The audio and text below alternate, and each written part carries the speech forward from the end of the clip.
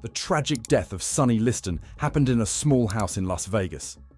A once mighty boxing champion found dead, with heroin nearby and mob secrets in his past. When police found his body, they had one big question. Was it his bad heart? A drug mistake? Or did someone want the big boxer dead? The answer is still not clear even today. Sonny Liston was born poor in Arkansas around 1930.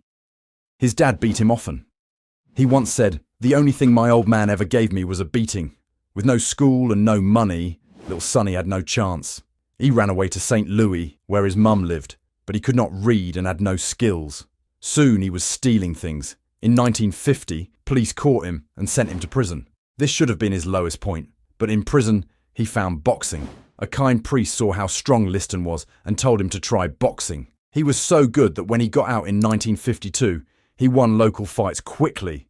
Soon, he beat even the Olympic champion. Liston started fighting for money in 1953. He was huge and scary. Though not very tall at 6'1", he had arms like tree trunks. His fists were 15 inches around, and his reach was 84 inches, much longer than most boxers. But Liston had a big problem. Bad men from crime groups ran his career.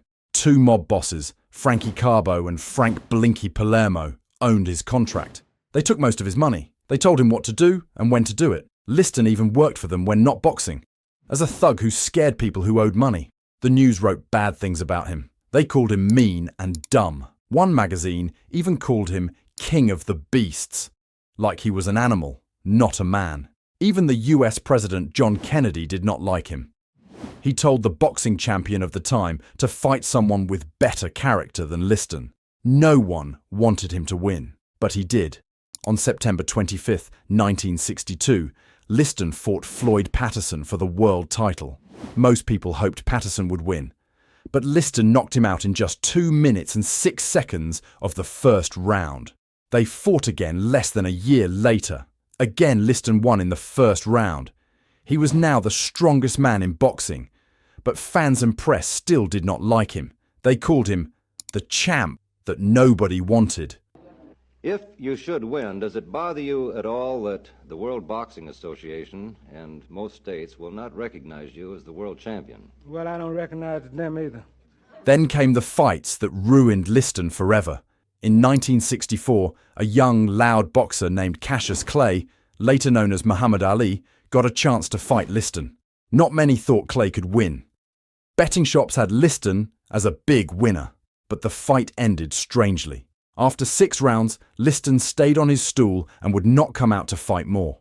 He said his shoulder was hurt too badly. Doctors did check his arm and said it was truly hurt, but many people did not believe it. The FBI even looked into the fight.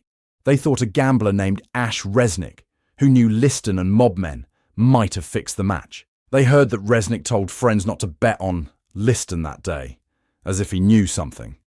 Some say Liston and Resnick made a lot of money betting against Liston himself. The second fight was even worse. On May 25th, 1965, they met again in a small hall in Maine. Only about 2,400 people came to watch. In the first round, Ali hit Liston with what looked like a light punch. Liston fell down hard. Many at ringside did not even see the punch. It became known as the Phantom Punch, because it seemed too weak to knock out such a tough man. The referee did not handle things well. Liston got up and they fought a bit more before the ref stopped it and gave Ali the win. People had many ideas about what really happened. Some said the mob told Liston to lose. Others thought Liston was scared of Ali's Muslim group. Many just thought the referee messed up the count.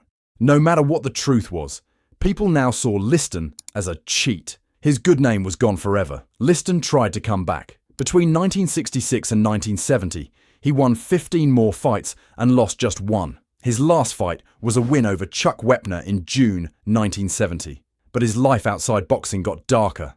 He lived in Las Vegas, a place full of crime, drugs, and bad people. Stories say he sold drugs like heroin and cocaine. He worked for drug dealers like Earl Cage and Robert Chudnick. He also helped crime bosses collect money from people who would not pay. Liston drove a pink Cadillac and was still known as a scary man, but he hung out with the wrong crowd, drug users, crooked police, and gangsters.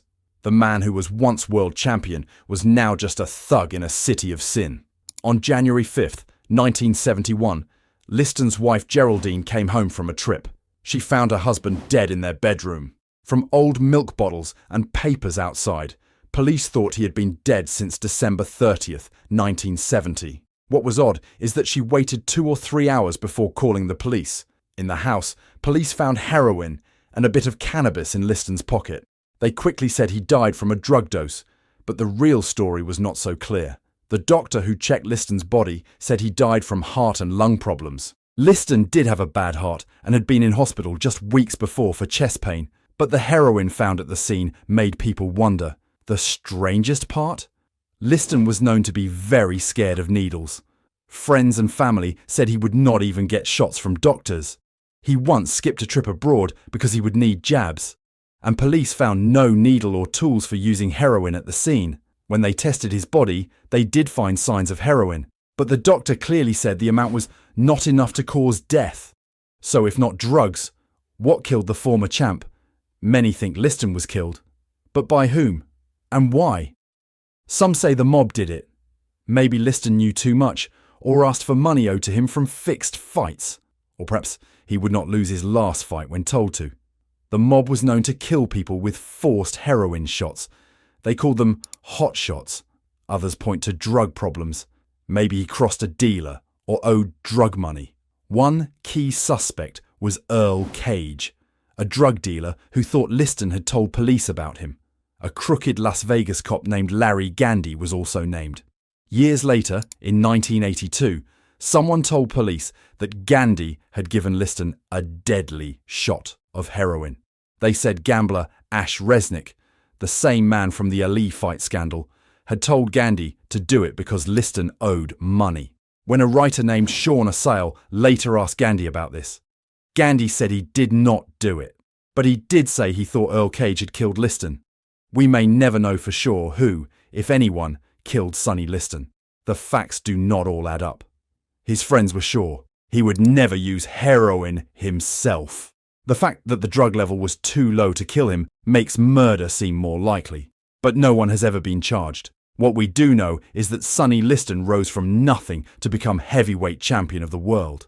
He was one of the most feared punchers ever, with real boxing skill that many missed. But his ties to crime, shady fights with Ali, and dark end have left his name stained. His grave has just 3 words on it: a man.